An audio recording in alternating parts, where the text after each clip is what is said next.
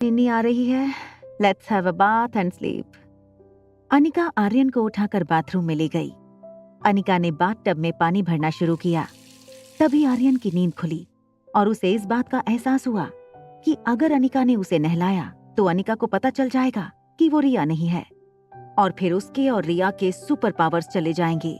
जैसे ही अनिका आर्यन की T shirt निकालने लगी, आर्यन ने उसे रोक लिया और बिना कुछ कहे बाथरूम से भाग गया। तो अब नन्ही गुड़िया बड़ी हो गई है, मम्मा के पास नहाने में शर्म आती है। अनिका ने बाथरूम का दरवाजा अंदर से बंद कर लिया। बाहर खड़े आर्यन ने अलमारी से रिया के कपड़े लिए और अनिका के आने से पहले कपड़े बदल लिए। जैसे ही बाथरूम में से पानी की आवाज बंद हुई, आर्यन बेड पर जाकर लेट गया। उसने अपनी आंखें बंद कर लीं। अनिका जैसे ही बाहर आई, उसने देखा कि रिया ऑलरेडी सो चुकी थी। अनिका उसके बगल में सो गई। थोड़ी देर बाद आर्यन को महसूस हुआ कि अनिका सो चुकी थी। आर्यन ने धीरे से अनिका को हक कर लिया। आर्यन को पता भी नहीं चला कि कब वो खुद गहरी नींद में सो गया। Presidential suite 2401। रिया आर्यन को फोन लगाने की कोशिश कर रही थी। तभी रोहित ने फोन काटकर राइटिंग टेबल के ड्रॉर से जनरल नॉलेज की किताब निकाली और बेड पर बैठ गया। एक हाथ में किताब पकड़कर रोहित ने सवाल पूछा, Who was the first president of India? Doctor Rajendra Prasad. Excellent. That's the right answer. Well done, Aryan. रिया को अचानक रियलाइज हुआ कि उसे आर्यन की तरह जवाब देना था। वो हर क्वेश्चन का राइट आंसर नहीं दे सकती।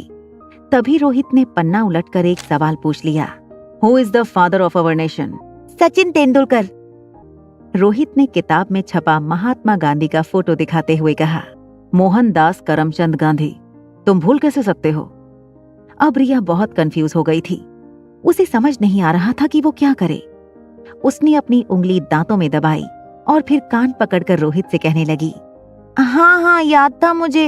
आई एम सॉरी, वो मैं दरअसल भूल गई थी। सॉरी, वो मैं भूल गया था। रोहित ने किताब बंद कर ली। उसे डॉक्टर अग्रवाल की वो बात याद आई, बिन माँ के बच्चे कभी कभी ऐसी मानसिक परिस्थितियों का शिकार होते हैं। रोहित को लगा कि मिस मैरी के टॉर्चर की वजह से शायद आर्यन को मानसिक तकलीफ पहुंची थी। वो रिया के पास गया और बगल में बैठ गया। रोहित रिया को समझाने लगा, देखो Aryan, I promise you, miss Mary अब वापस कभी नहीं आएंगी। मैं जल्द ही तुम्हें किसी अच्छी सी स्कूल में एडमिशन करा दूंगा। वहां तुम अपने जैसे ही प्यारे दोस्त बनाना। डैड, अगर आप मेरे साथ हो तो मुझे किसी दोस्त की जरूरत नहीं। I love you dad. ये कहकर रिया ने रोहित को हक कर लिया। रिया आंखें बंद करके बोली, क्या आप कभी मॉम को मिस नहीं करते? रोहित ये सुनकर बहुत डिस्टर्ब हो गया। रोहित ने रिया को अपनी बाहों में उठाया और बेड पर लेटा दिया। I think you need some rest. अभी सो जाओ, हम सुबह बात करेंगे। इतना कहकर रोहित ने कमरे की लाइट ऑफ की और बेडरूम के बाहर चला गया। तभी अचानक रोहित को एक बात याद आई। अनिका ने नीचे लॉबी में रोहित को वार्न किया था कि आर्यन की टीचर उसे टॉर्चर कर रही थी। आखिर ये सारी बातें अनिका को कैसे पता चलीं? क्या आर्यन किसी तरह अनिका के कांटेक्ट में था? रोहित लिविंग रूम में आया और सनी को आवाज लगाई, सनी, यहाँ इसी वक्त आओ। यस भैया, क्या हुआ? तुम्हें पता भी है कि आर्यन दिन भर क्या करता है, किससे मिलता है, किससे बातें करता है? सच बताओ सनी, क्या आर्यन सामने वाली गेस्ट को मिलता है? भैया कैसी बातें करते हो आप? आर्यन तो सारा दिन घर में ही रहता है। फिर ये कैसे हो सकता है कि उस औरत को आर्यन की पर्सनल बातें पता हो? क्या वो औरत आर्यन से फोन पर बातें करती होगी? ये कहते ही रोहित फिर से आर्यन के बेडरूम की तरफ गया। धीरे से दरवाजा खोलकर देखा, रिया बेड पर सो गई थी। रोहित धीरे से लैंडलाइन फोन की ओर बढ़ा। उसने फोन का रिसीवर उठाया और रीडायल बटन दबाया। फोन की स्क्रीन पर एक मोबाइल नंबर फ्लैश हुआ। रोहित का शक सच निकला। वो परेशान होकर बेडरूम से बाहर निकला। रोहित ने सनी से कहा, मुझे ये औरत अनिका कुछ समझ नहीं आ रही है। पता नहीं वो क्या करना चाहती है आर्यन के साथ। रोहित ये कहते हुए डाइनिंग टेबल की चेयर पर बैठ गया। रोहित के चेहरे की उदासी देखकर सनी रोहित के पास आया और कहा, भैया मुझे पता है कि आपको आर्यन की फिक्र है, मगर ये तो आप भी जानते हो कि आप कितनी भी कोशिश कर लो, आर्यन की जिंदगी में माँ की कमी पूरी नहीं कर सकते। वो बिना कुछ बोले खड़ा होकर अपने बेडरूम की तरफ चला गया। नेक्स्ट डे, अनिका अभी सो रही थी। आर्यन बालकनी में फोन पर रिया के साथ बात कर रहा था। सॉरी, मैं कल तुम्हारा फोन नहीं उठा पाया। तुम्हारे लिए खुशखबरी है, तुम्हारी उस टीचर मैरी की छुट्टी कर दी है और बहुत जल्द तुम्हें एक अच्छी स्कूल में एडमिशन भी मिल जाएगा। Are you serious? तुम मजाक तो नहीं कर रही ना? सुबह सुबह ऐसा मजाक कौन करता है? अच्छा मेरी बात ध्यान से सुनो, आज का प्लान ये। रिया को दरवाजा खुलने की आवाज आई। रिया ने झट से फोन रख दिया। ट्रैक पैंट, स्लीपर और बनियान में रोहित बेडरूम में आया। रोहित को देखते ही रिया ने एक बड़ी मुस्कान देकर कहा, वाओ डैड, आज तो आप बहुत ज्यादा हैंडसम लग रहे हो। तुम भी कुछ कम हैंडसम नहीं हो।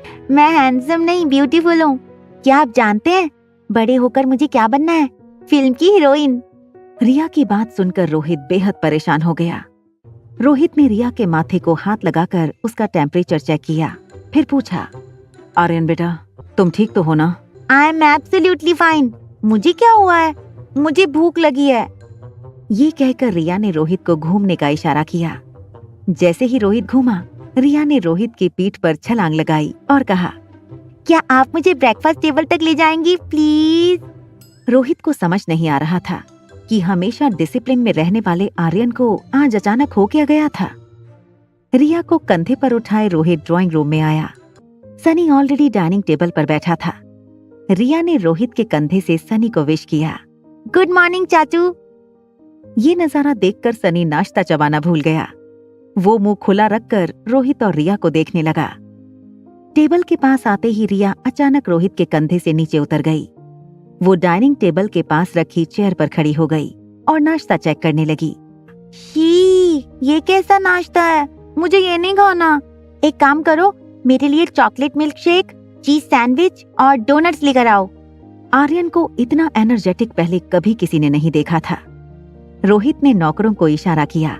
उसने अपनी जेब से फोन निकाला और डॉक्टर अग्रवाल को फोन लगाकर कहा, doctor Agarwal, I think the time has come. I need your best child psychiatrist